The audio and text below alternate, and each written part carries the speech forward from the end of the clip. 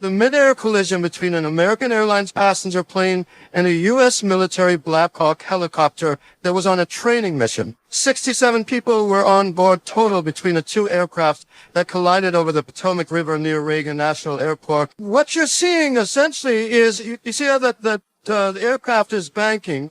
The way you fly the approach into National Airport for runway 33, which is the shorter runway that an aircraft of this size would use, is you fly the approach runway 1, which is due north pretty much, and then at a certain point, you turn off and line up on the northwesterly runway.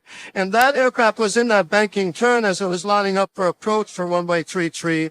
And that is that spot where underneath is a helicopter route. And so this is the collision point, clearly is at that location, along that helicopter corridor along the Potomac River.